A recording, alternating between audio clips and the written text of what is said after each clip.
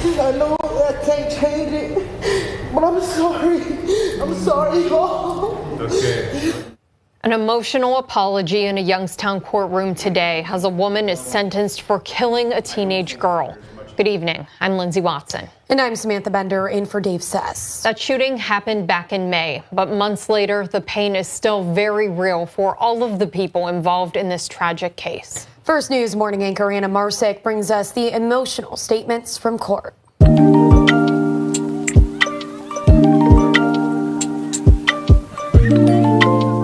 Hello everyone and welcome back to the channel. Today I have another story. Now you guys, this story is about a young girl that was 13 years old and lost her life in the hands of her mother's friend.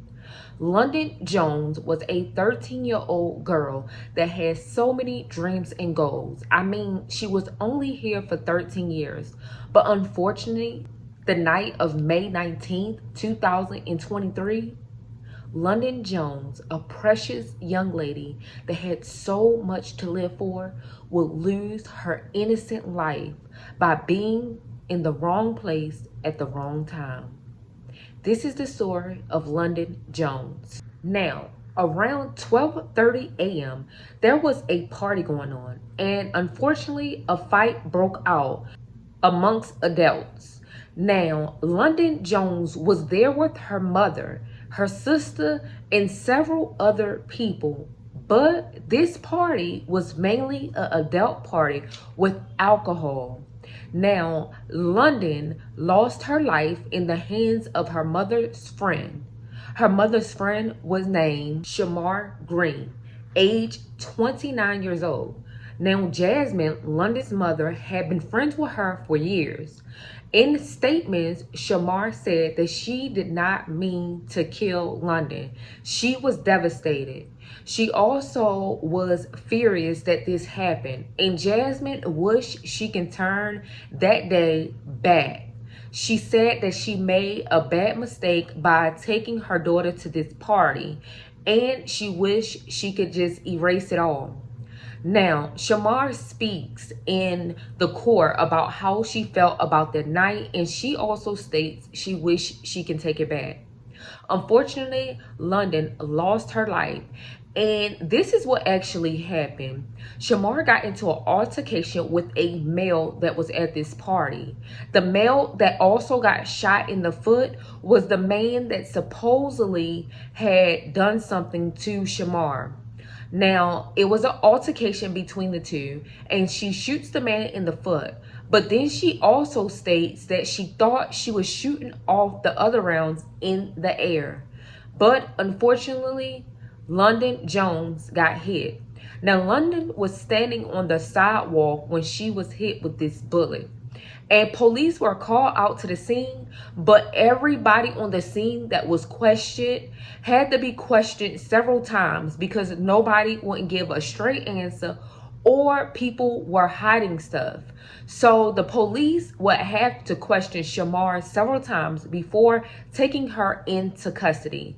Now, she did go to court, and this is what she had to say, as well as Jasmine, London's mother, and her sister, Destiny. I know I can't change it, but I'm sorry. I'm sorry, y'all. Okay. An emotional apology in a Youngstown courtroom today as a woman is sentenced for killing a teenage girl. Good evening. I'm Lindsay Watson. And I'm Samantha Bender in for Dave Sess. That shooting happened back in May, but months later, the pain is still very real for all of the people involved in this tragic case. First News morning anchor Anna Marsick brings us the emotional statements from court. No more graduations, no more birthdays, no more holidays, no more anything. A courtroom filled with emotion as 29-year-old Shamara Green was sentenced to 7 to 9 years in prison for the May 19th shooting death of 13-year-old London Jones. I know I can't change it, but I'm sorry. I'm sorry. You bear the responsibility for that. Someone is injured. You can't call that an accident. It's an intentional act because you know what a gun can do. Green pleaded guilty in September on charges of involuntary manslaughter. Police say she was at an outdoor party on Carroll Street arguing with someone, then pulled out a gun and fired several shots. London was just standing on the sidewalk when she was hit. I hurt much as they hurt, and that if I could change it that day, I would love to change it.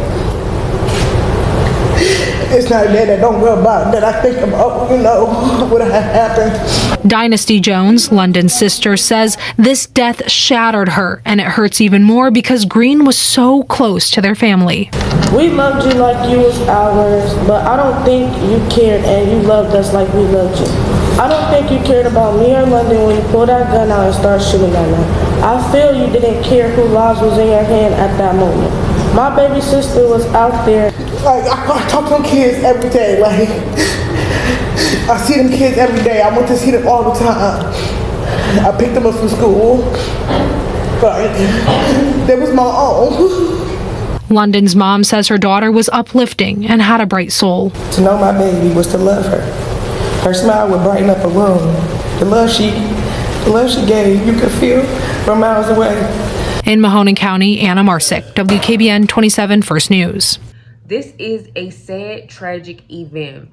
They also held a press conference for this because, of course, the mayor and law enforcement was tired of these situations, especially with children that were under the age of 18. So this is how the press conference went. First, say good afternoon to all who are gathered here today. I wanted to take this opportunity to arm you with the facts, as I always try to give you the facts of what I know. And when it comes to everything that we do in city government, more specifically, when we're dealing with crimes, and especially those that involve young people. I want to first say that I want to give my condolences to the families of the young lady. It's hard, anytime, at any age. And as a father of 4, I'm a father of a 13-year-old. I can't imagine that part of my life or that person would not be in my life today. So we have our condolences goes out to the family. But anytime that we have a death in this community, it's hard for us to deal with. And the more and more that I get older, I'll be honest with you, the older I get, the harder it is for me to realize that the younger children, the younger generation, they deserve the adults to give them the best opportunity in life. A 13-year-old, our job is to make sure that they get an opportunity to be a mother, a grandmother, to see life and all that it has to offer.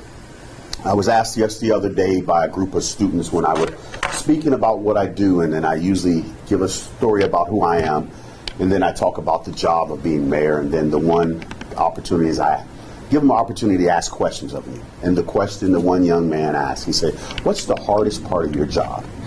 And I start thinking about what it is. And as I started this journey in January of 2018, I probably had a different thought. And in 19, I had a different thought. But in 2023, I truly know right now, the harder part of this job is when our children are taken away from us at a young age because our adults are not being responsible adults. Our job as adults are to be responsible to our children, and we have to maintain that no matter where we are and who we are.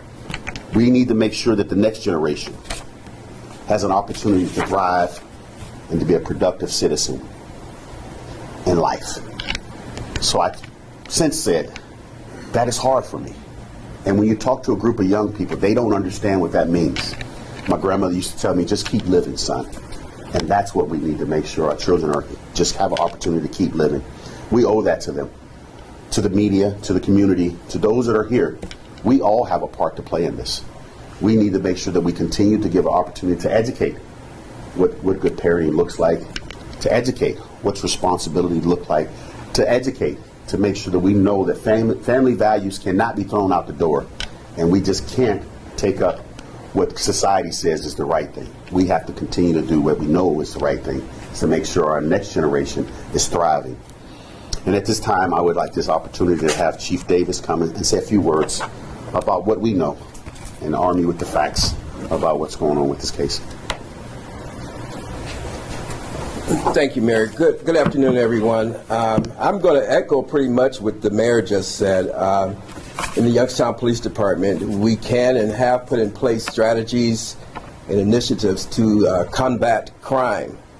We can plan to address and prevent large gatherings when bars dismiss. But last night, I arrived on the scene at about 1:30 a.m. and I cannot prepare or predict that a 13-year-old child would be out at 1 a.m. in the morning partying with irresponsible adults. When I got on the scene, I noticed a trail of cups, empty alcohol bottles, just suggesting that there was some irresponsible things going on here, and a 13-year-old child should not have been part of that. That disturbs me probably more than anything I've seen in my career. At this time, I'm going to have Lieutenant Muhammad Awad come and he'll give you some more details on what happened and what some developments in this case. Ladies and gentlemen, members of the press, today I address you with a heavy heart and a deep sense of sorrow. Last night, on May 19, 2023, at approximately 12:30 in the morning, a tragedy unfolded on Carroll Street. A 13-year-old girl, London Jones, lost her life in a senseless act of violence. This incident has shaken our community to its core, and we mourn the loss of a young life filled with potential and dreams. Our dedicated team of detectives and crime lab personnel swiftly responded to the scene, commencing a thorough investigation. I would like to express my sincere gratitude to Detective Nick Bailey and Detective George Anderson in the back left-hand corner for their tireless efforts in bringing justice to this case. Since arriving at that scene at 1 a.m., they have worked tirelessly following leads and gathering evidence, and that ultimately led to the arrest of Shamara Chantel Green for the murder of London Jones. But today I stand before you with a plea for us to address the underlying issues that have contributed to this tragedy. We cannot keep turning a blind eye to the factors that led our children down dangerous paths. It is disheartening to learn that London Jones was out late on a school night, accompanied by her mother and a group of adults who were drinking and engaged in irresponsible behavior. While we hold the perpetrator accountable for their actions, it is crucial for us to reflect upon our own responsibility as parents, guardians, and community members. We must ask ourselves why a 13-year-old was out at such an hour, exposed to an environment that eventually led to this loss. We cannot continue to put our children in harm's way and expect positive outcomes. Furthermore, I want to address the disturbing lack of truthfulness we encountered during our investigation. Multiple adults lied to us about the events that unfolded last night. When the life of an innocent 13-year-old is taken, it should be a wake-up call for us to prioritize truth and cooperation.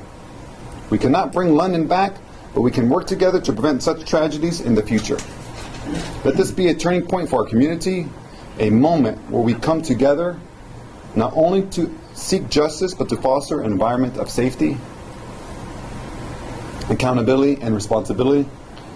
It is through our collective efforts that we can create a society where our children are protected, nurtured, and given an opportunity to thrive. I'd like to add, in addition to that, this is the second time within the past month or so where we've encountered a juvenile being murdered and the adults at that event lying to us. Where numerous people saw what occurred, but nobody wanted to tell us the actual truth of what happened. For the year, we have 5 homicides, and every one of our victims is under 22. We currently have 3 of the 5 solved, including the last 2 with the 2 young girls, and we are working on the double homicide on 680. We do know who was in the vehicle. We do have the information, but we have yet to bring charges forward.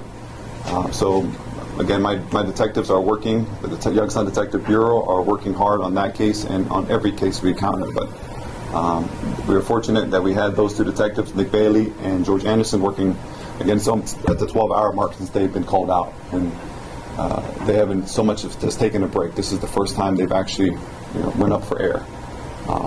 We've executed 4 search warrants, and we are gathering more evidence on this case. Right now, I just want to open the floor for questions, if anybody has any. Joe had his hand up first. I have a couple questions. First of all, what led to this woman firing a gun? There was a fight, and there was a disagreement, and... Was it a fight amongst the adults, or was it a fight? A fight amongst the adults, yes. A fight amongst the adults, a disagreement, a melee in the street, and then our perpetrator decided to pull a gun into this event. Did anybody else fire a gun? We're still trying to gather information. Are there any other suspects in this case? Right now, as of no, but we're still investigating and we're still open to the possibilities. Yes, Court. Will the parents be facing any charges? That's still pending. We're still looking at all the circumstances and the totality of the events that happened last night. Is it safe to say that the victim was not the innocent? That is correct. The victim was completely innocent, was out there on a school night. I'd like to real quick before I'd like to touch on it. What's the best outcome of that? Taking your 13 and your 14-year out for drinking 12:30 in the morning. What is the best possible outcome? I don't understand that. As a recent parent myself, I don't get it. You stop drinking at 1 o'clock and then you drive drunk home with those kids and hope that you get home so they can go to school the next morning. Is that the best possible outcome these parents were looking at last night? So I don't get it. I don't understand. I can't give you regarding the parents are still under investigation. I know you kind of touched on this a little bit as far as the age goes, but 4 out of the 5 homicides this year are teenagers. Yes. Can you just speak? Is this unusual to see this many young people being affected in this? Absolutely. It's unusual during my time here. We do have a significant amount of violence with juveniles, but this year it seems as if, like you said, 4 of the 5 are under 18. I can't give you an answer to why that is. I don't know why. I can't give you an answer why. Yes, Joe. I'm just curious. Was London? Was she in the yard? Was she in the street? Was she on the sidewalk? Was she on a porch? She was on. From what we gather, she was on the sidewalk near a car towards the street. Yeah, she was in the grass area. How many other kids were at this park? Or at this gathering? We as of right now, we are certain that London and her sister were there. A lot of people fled prior to the police arrival. When the gunshots rang, numerous people fled. Yes. When is Green planned to be arraigned? We have that information? When is Green planned to be arraigned? Today is Friday, so probably Monday or Tuesday? Yeah, Monday or Tuesday. Do you know how many shots were fired and how many? We recovered 8 casings. Do you know how many rounds London suffered? We'll wait to the autopsy, but London was, I don't even want to release the information. We'll wait till the autopsy comes out. I don't want to talk about that. Did she pass on at the scene? She was transported to the hospital where she was pronounced deceased. Did you have to, I'm sorry. Go ahead. You know how many adults may have even been there or how were involved in the melee? We can't give an estimate, but we spoke to some of the homeowners in the area, and they said this seems to be a common occurrence where there's like a mini block party will occur where people are drinking outside, and they may mention how they locked their doors just in case something like this happened. So there was more than a handful there. So you were going to follow up? Yeah, I was just curious. I don't remember. I'm sorry. Anybody else? Must not have been that important, Joe. We'll catch you later. Anything else? Thank you guys for so much. And if I could, let me ask you this. Let me ask the media and all the public right now to respect this family. Please don't chase them down. Don't look for them. If you've ever lost anyone, there's a grieving process. And I say this all the time, yet sometimes you guys don't hear me. Let this process play out for this family. If you're on the other side of the camera, you would want the same. I'm not pointing at any one particular, but there's a point in time this family needs to grieve, and I can't imagine where they are, what space they're in right now, and just let's do that. Please, can we do that? Mayor, with the weather warming up, summertime coming, just your message to anyone who may be looking to have a late night party, summer party, outdoors, things like that. We always say the parties shouldn't be unregulated. and they should be done responsibly. If you're having a block party, there is a permit process for having a block party in the city of Youngstown. That hasn't changed. That's been around for years, and that goes through the right channels. At 1 o'clock, that we don't issue permits at that time. There's a limit. There's curfews. There's time to have fun, and we got graduation seasons coming up. We got wedding seasons coming up. We just ask that the adults, and here we are. We're talking about adults being responsible for our next generation. So I just asked that, Joe. I remember my question. There you go. Was Shamara caught? Was she questioned at the scene? Did she flee? Did you guys have to look for her? How did that happen? We're not going to get into details, but we interviewed her multiple times. We did speak to her last night and today too. So. What was the, this is the last question, what was the relationship between, I'm not saying that she did this on purpose, just there was a reason why all these people were together. What was the relationship between Shamara and, say, London's family? Shamara was the friend of London's mother. Okay, thank you. It was a sad, tragic event, and this family is still trying to heal. Now, Shamar Green was sentenced to 7 to 9 years in prison, and she will serve her time.